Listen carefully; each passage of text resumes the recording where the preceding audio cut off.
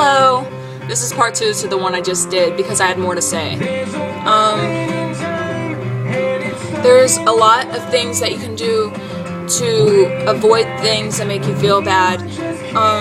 I don't like journaling because I think it's the same thing as bottling up your feelings because you're keeping them to yourself, and there's no way you can escape it, because most of the things that make you hate everyone and feel like nothing in the world, there's nothing you can ever love in the world, that I have a habit of saying I hate everything.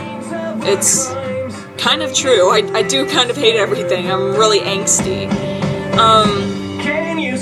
When you put it in a journal, you kind of bottle it up, and it's all about, you keep it to yourself, and there's no way to let it out.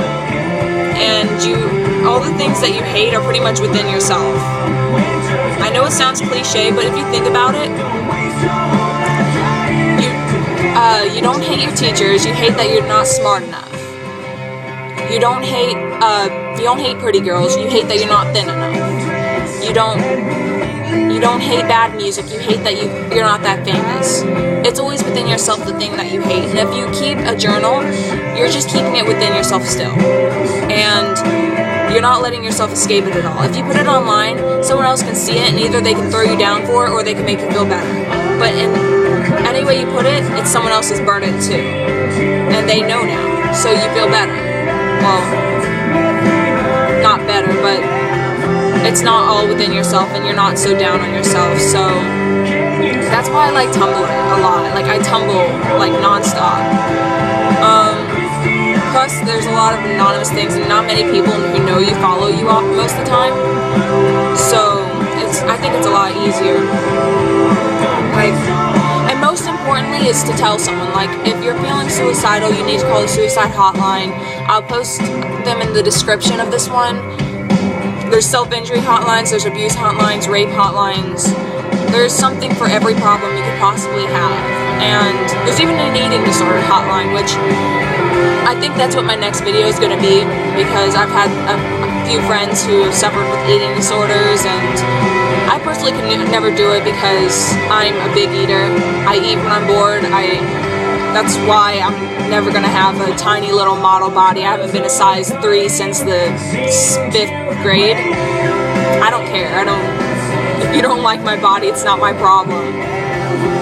I mean, I like my body. I'm sitting here talking about my body. I'm not going to sit here and talk about my body. Well, actually, I can talk about this part of my body. But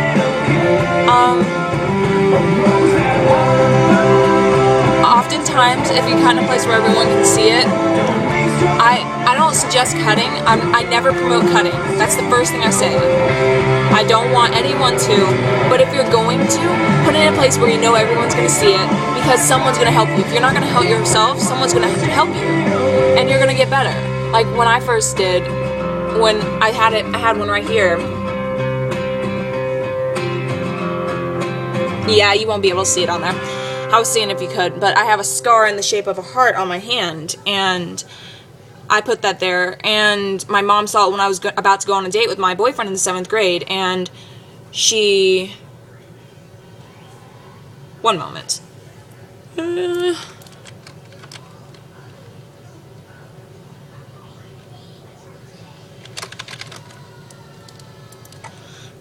And she saw it, and she took me straight to Meadows rehabilitation facility, and they evaluated me immediately, and I was clean for like a few months. I was proud. I'm proud of that. But is mommy home? Is mommy home? Someone's gonna help you if you can't help yourself, because a lot of times when you're fighting against yourself, your strength is too strong.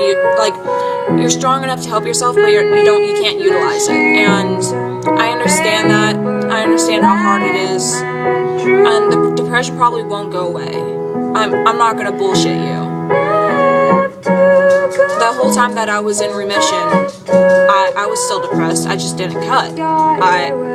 I was still secluded. I still just sat in my classes and wrote in a notebook. Yes, I know I condemned notebooks, but I had a notebook, and that's how I know it sucked. And once you start journaling, you start becoming like a trigger. You become your own trigger. And I would suggest, if you're musical, write more music. If you're not, listen to music. And when you exercise, it releases endorphins that make you less depressed. Like you're so tired you really can't be. It's a different kind of tired. It's a literal physical exhaustion, not a mental exhaustion. Another question I've had about self-injury is scars. There's a few things that I've seen. I'm going to credit Downtown Control to this. She had I'll put her link in there to her video. Lemon, vitamin E. There's a few different oils she had, but she had a lot of really good ideas. And I tried the cocoa butter one, and it faded the ones on my arms pretty good, and the bio oil, it worked pretty good. The ones on my hips don't fade. It's because it's such fair skin. But it looks like stretch marks, so I don't really care. But there's a few different ones. There's cocoa oil, bio oil, lemon, vitamin E lotion. They have vitamin E pills too that do it. Cutting cuts that are not cutting cuts that are more recent and you want to get rid of and like not be able to see. Stick concealer and tap it on, and then just blend the edges, and then powder. Or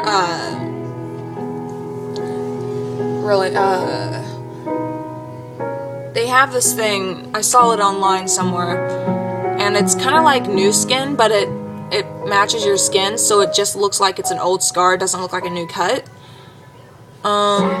And I'm not telling you these things so that you can, when you get sent to the counselor, you don't get caught. I'm telling you these things so that you don't have to go and explain every day what happened to your arm. My best friend, when she was cutting, she had them all right here, and they were pretty deep, and a little kid saw them and asked, and she's like, "They're my sad lines." And that just broke my heart when she told me that story. So you can hide them if you really want to, but I've learned just to, like, unless they're fresh cuts, I just don't care. If it bothers people, it bothers people. Like, I used to not wear shorts because my legs are so scarred up and messed up, and my hips, and I used to care really bad because people would always ask me, and I felt like I was below them because they didn't have any problems. Well, actually it makes me stronger than them because I'm still alive and I'm dealing with things, and I just tell them right out, yes, I cut myself, I have depression, I've had a death wish, I haven't wanted to live, I've given up, and it's happened on multiple occasions, and it's freaked people out, and some people have just looked at me like, yeah, I get it. Or, actually, I've been called a liar on a couple occasions, too, which pissed me the fuck off. I don't know what the deal was with that, because they're like, you're just getting attention. You're not depressed. He never raped you. I'm just like, fuck you. My doctor once told me, she's like, that's, self-injury is not an addiction, and, hold on a sec. We'll go with Helena. She's like, that's not an addiction. There's nothing in it that can make you addicted. All you have to do to stop is put down the razor.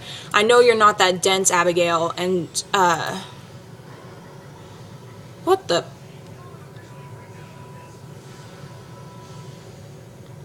I know you're not that dense, and I know you can do better, and all you have to do is just stop. There's nothing holding you back, and there's no addiction in it. So one day when you get married, what's your husband going to say? What are you going to tell your husband? And I'm just like, I'm going to tell him the truth. And she's like, well, you just need to stop, because it's ruining your beauty. And I just looked at her and I smiled, and I was like, fuck you. I can't stand your guts now. I trusted her. Because she gave me a choice of, like, she's like, you can tell me what happened, or I can just act like it didn't happen. And I'm like, okay, and I told her, and I trusted her, and she gave me that, and I hated telling my story for the longest time after that. But it's okay. So, I feel like I covered everything, but if I didn't, comment it, and I'll cover it in another video, because obviously there will be more videos as comments come in and stuff. And I love you all.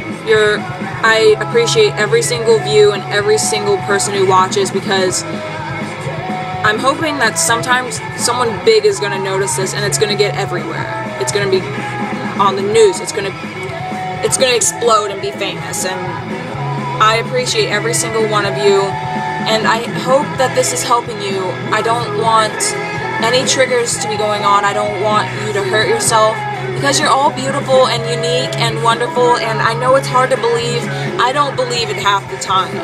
I'm told I'm beautiful and I'm smart and I have so much going for me, and I'm thinking, where do you see this? But I see it in everyone. I'm thinking, wow, she has pretty eyes. Oh my god, I wouldn't have known that. Oh, that was clever. But I'm sure every single one of you know there's something in you that's so wonderful, and you can make a huge difference if you just try and hold on and stay strong. It gets better.